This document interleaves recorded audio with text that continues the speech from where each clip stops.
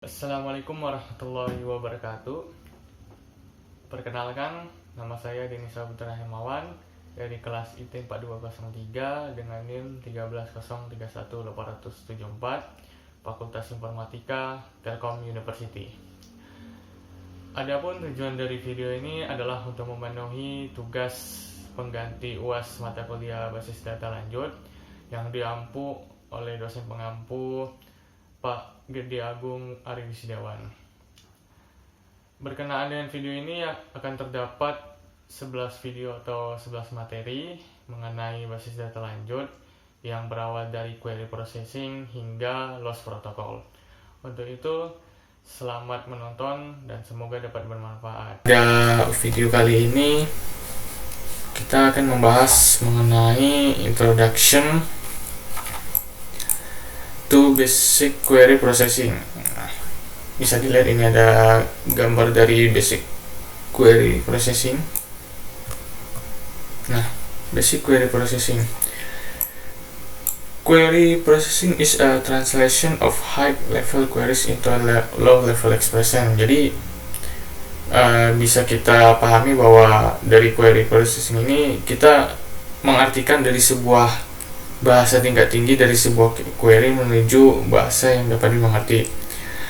It is a stepwise process that can be used at the physical level of the file system query optimization and actual execution of the query to get the result. Jadi kita dalam basic query processing ini akan menggunakan beberapa langkah-langkah yang kita gunakan pada file system sehingga dapat menghasilkan query optimization dan eksekusi yang paling teraktual dari query tersebut sehingga mendapatkan sebuah hasilnya itu ya. Oke, mungkin lanjut. Nah, jadi ada pengertian lainnya. Basic query processing itu it requires the basic of concept relational algebra and file structure. Jadi di dalam basic query processing ini merupakan konsep dasar dari sebuah, itu membutuhkan konsep dasar dari sebuah relasi aljabar relasional dan file. It refers to the range of activities that are involved in extracting data from the database. Jadi bisa juga sebagai range aktivitas yang dapat mengubah data, yang dapat memberikan data tersebut dari sebuah database atau penyimpanannya.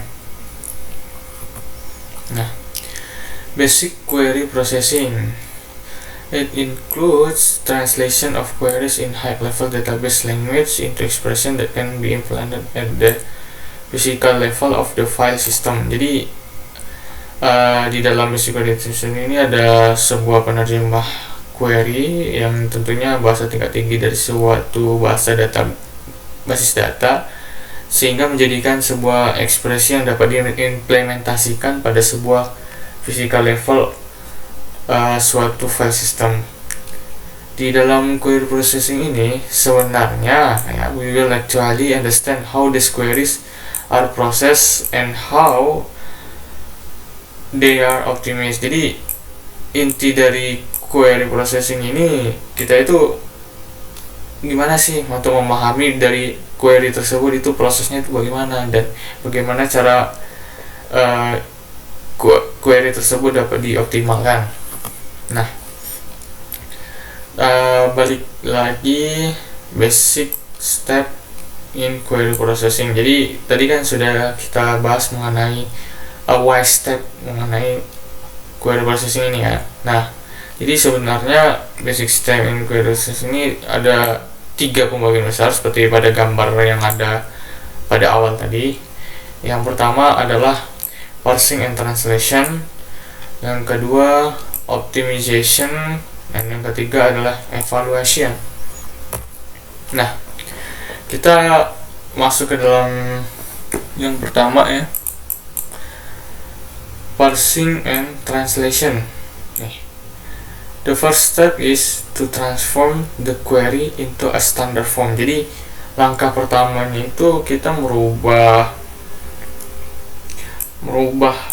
query menjadi standard form. Nih, pada gambar kita bisa lihat ada sebuah query dengan bahasa tingkat tinggi yang kita masukin ke dalam parser dan translator.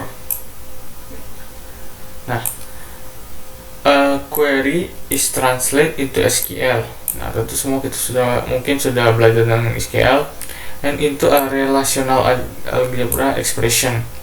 During this process, parser check the syntax and verifies the relation and the attribute which are used in the query.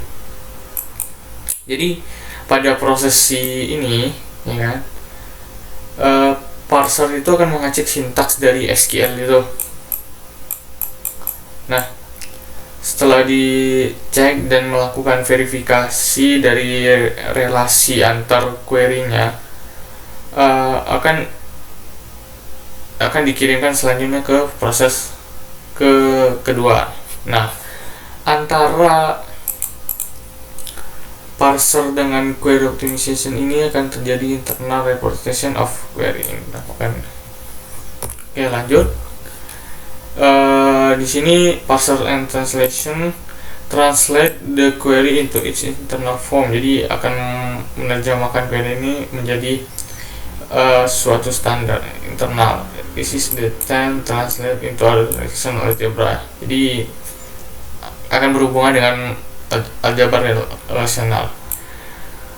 Dan seperti yang sudah dibilang tadi, parser cek sintaks dan memverifikasi hubungan.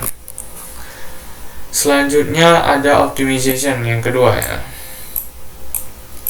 Nah, kan kita tadi sudah di sini sudah membahas ini, sekarang masuk ke query optimizer. Nah, the second step is query optimizer. In this, it transfer the query into equivalent expression that are more efficient to execute. Jadi pada tahap ini akan merubah query tersebut menjadi equivalent expression atau ekspresi yang setara yang dapat lebih efisien untuk dieksekusi. Nah, setelah masuk ke dalam optimization ini akan dicatat pada database katalognya. Dan perjalanan menuju query optimization hingga query evaluation ini bisa kita namakan sebagai execution plan. Dan yang terakhir itu adalah step evaluation. Nah, the third step is query evaluation. It execute the above query execution plan and return the result. Jadi kan tadi sudah diartikan dan sudah dikembangkan dan dibuat secara efisien sehingga query tersebut dapat lebih baik. Lalu pada tahap selanjutnya itu adalah query evaluation engine. Jadi yang telah di atas tadi akan dieksekusi dan akan dikembalikan hasil query-nya tersebut. Nah, the query engine takes a query evaluation plan, execute the plan, and return the answer to the query. Seperti yang saya bilang tadi, ya. Nah, mungkin sekian dari pembahasan pada kali ini. Untuk referensi yang saya ambil itu ada dari link this4geeks.com, lalu ada tutorialrec.com dan slide.com University. Kepada teman-teman sekalian, terima kasih telah menonton pembelajaran ini. Saya mengucapkan Assalamualaikum warahmatullahi wabarakatuh.